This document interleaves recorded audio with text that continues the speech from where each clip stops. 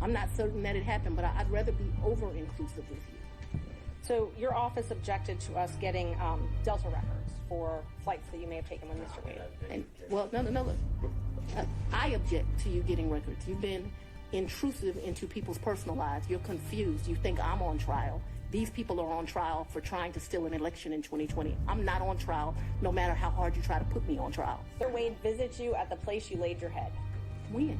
Has he ever visited you at the place you laid your head? So let's be clear, because you lied in this. Let me tell you which one you lied in. Right here. I think you lied right here. No. This is the truth, Judge. And it is a lie. It is a lie. Mr. Sainot, thank you. We're going to take 5 minutes. Be back in 5. What is good, YouTube family? It's your boy Shy. We back again with the Black Anomaly Rising channel. So we got to talk about Fani Willis again today. This whole hearing was nuts. So they had the hearing because there was a motion to dismiss the charges against Trump and all his co-defendants in these 4 major indictments out of Fulton County. So Fani Willis is in the hot seat. She literally came up to the stand today. At first they was trying to keep her, well, really they were trying to not have the hearing to begin with. Then Fani Willis, they didn't want her to testify. Then she ran up to the stand and insisted on testifying. And it was so freaking ridiculous, man. There's so many things to go over in this. I really don't have time to do it all, so I'm going to just do what I can for this video. There was so freaking much. Basically, their whole strategy revolved around trying to, they came up with this like new that they had never talked about before.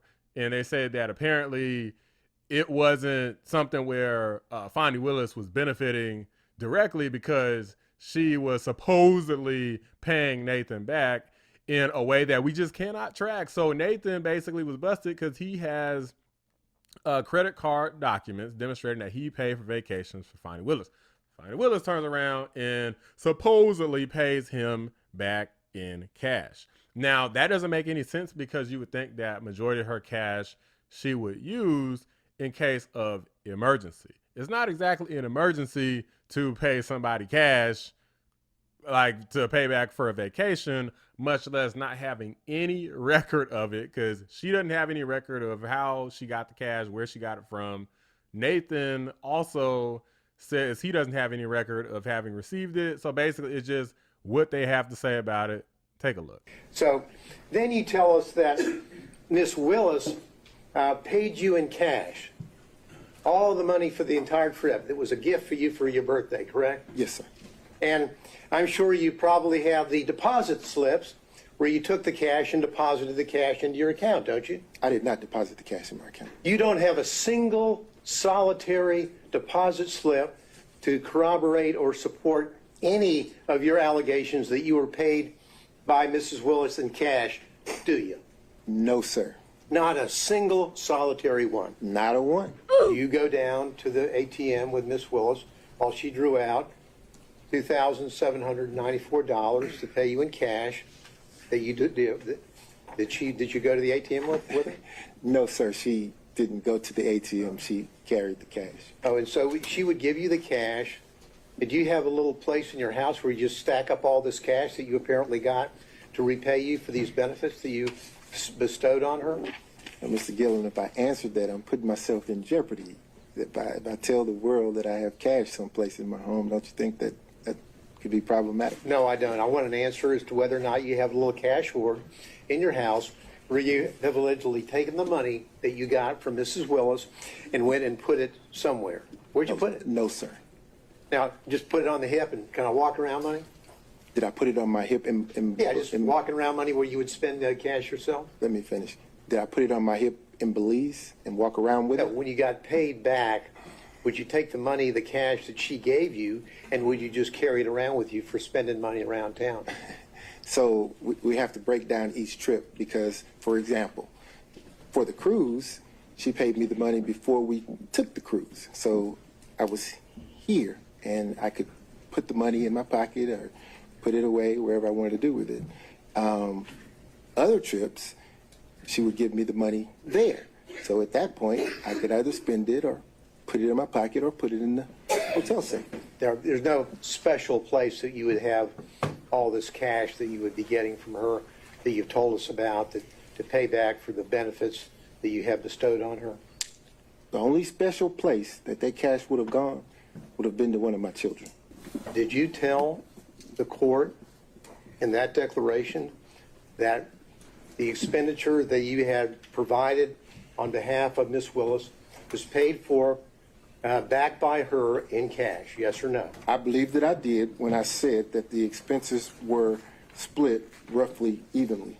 If you could point to me any place in your affidavit where you used the word cash, I would appreciate it. Take your time. I didn't use the word cash, no, sir. No, you didn't use the word cash, did you?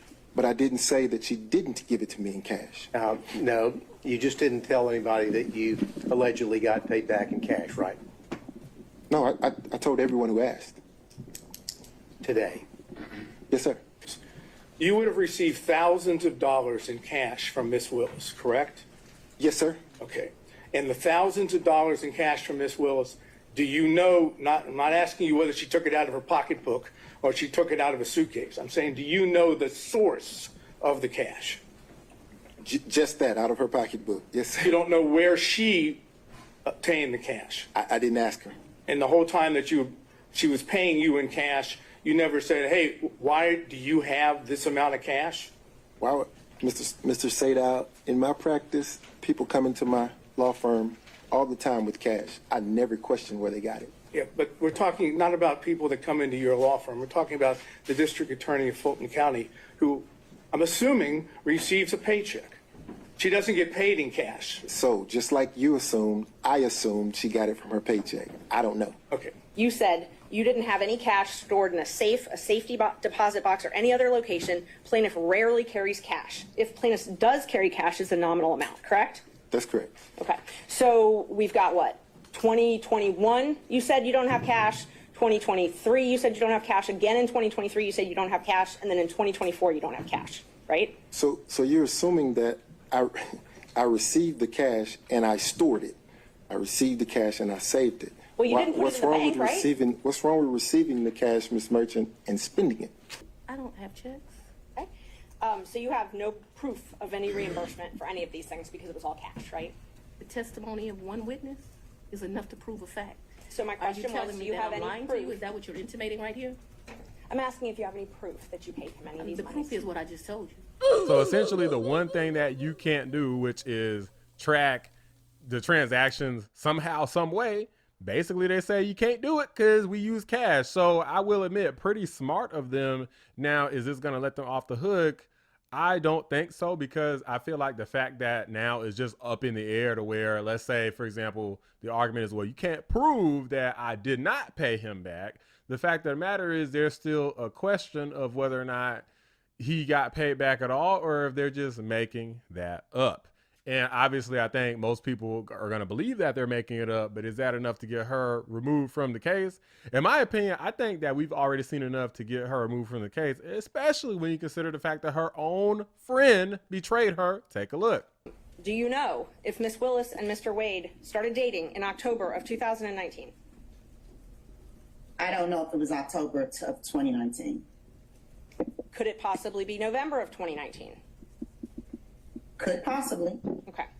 And when we spoke, you said it was shortly after the municipal court conference, is that correct? Yes. Okay.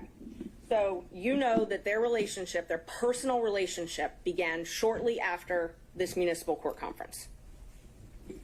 Yes. And when I say personal, romantic. I just want to make sure we don't get in an argument over what personal and romantic is later. When I ask you personal, do you take that to mean romantic? Yes. Okay. And do you understand it that their relationship began in 2019 and continued until the last time you spoke with her? Yes.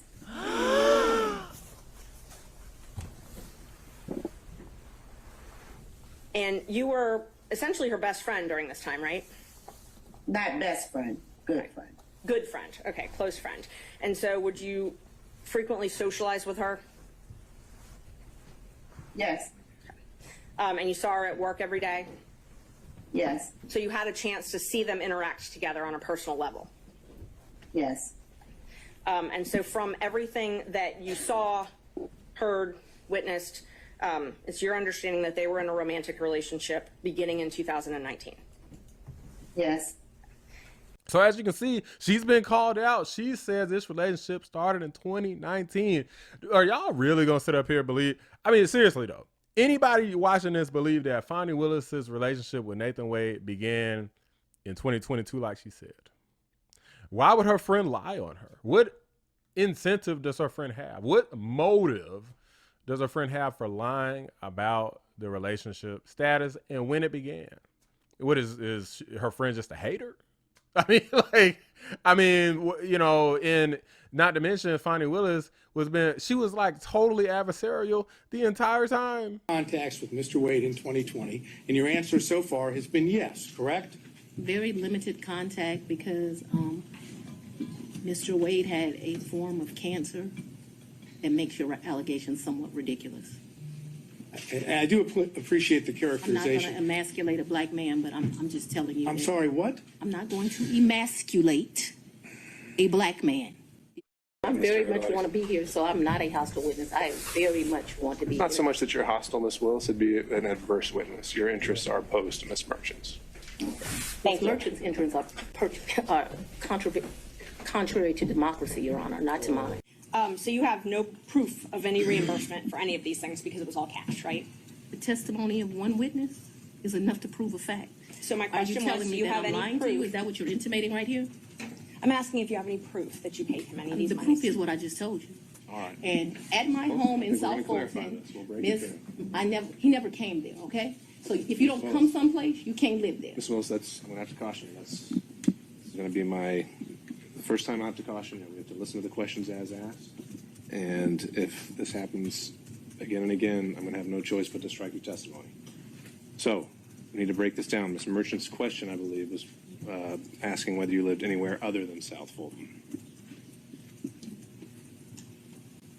I did not live anywhere but South Fulton, Georgia in 2020. So but there's been more see, what you don't understand is because of this case, I got to move. And so I Ms. need Merchant, if to... you could ask a more precise question. Yes, please, give me the time period. that we're talking Mr. Wade visited you at the place you laid your head. about. When? Has he ever visited you at the place you laid your head? So let's be clear, because you lied in this. Let me tell you which one you lied in. Right here. I think you lied right here. No. This is the truth, Judge, And it is a lie. It is a lie. Ms. Willis? You see. Mr. Sena, thank you. We're going to take 5 minutes. Jeez, what a bitch. The chick's guilty, man. I think that unfortunately for her, even if this hearing is dismissed and things don't proceed the way that she thinks that they will, she came across as very ugly and nasty. Basically, she came across like a little B word in this video or in this hearing. And she didn't really portray herself as a very likable person. She just came across like extreme chip on her shoulder, very fight or flight mode. And obviously this is fight mode. You know, just not very likable. And I think that that's important. Inevitably, I believe it just comes down to the judge's opinion on how this is going to go. So I don't really foresee it going too well, especially considering the fact that the hearing's not even over. There's more that they got to introduce.